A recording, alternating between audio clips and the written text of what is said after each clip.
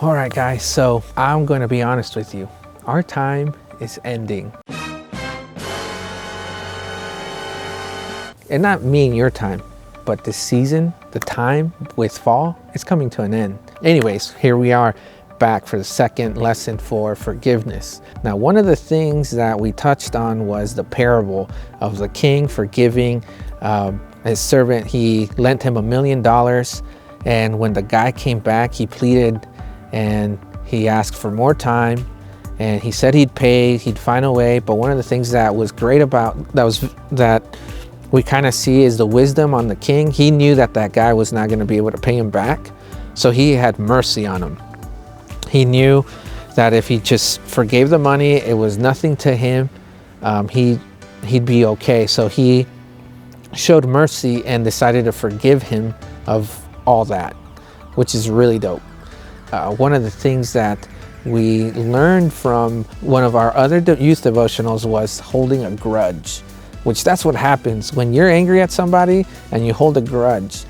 Now, if you remember, Aaron was holding that pumpkin, trying to do stuff, and it was cumbersome, it was hard, but that was only a symbolic way of showing that when you have a grudge or you're holding anger or you're holding something against somebody, it affects the way you live. It affects the way you speak because maybe they come around and you change the way you speak, or it affects the way you act, the way you're thinking. So basically you become a slave to that anger. You become a slave to that grudge that you created.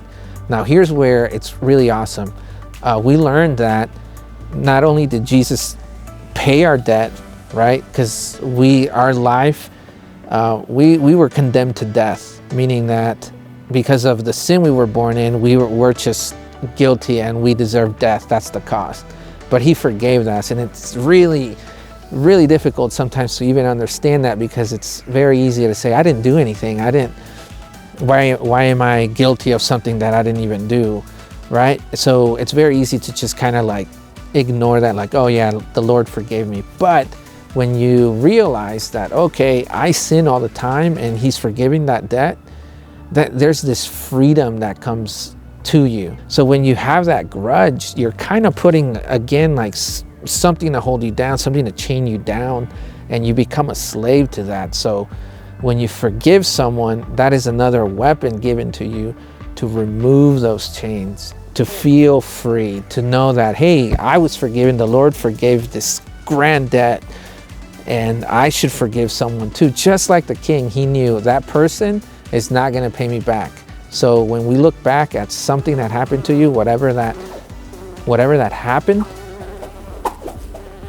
what the heck? So whatever happened with that friend, it's very easy for us to hold that and be like, I need you to say you're sorry, or I need you to say those magical words that you need my forgiveness. Like we become a better than them, or we hold the higher ground. No, one of the things we need to do is, just like Jesus, is forgive them, because you may never get that. You may never get those words. You may never have that person ask you for forgiveness.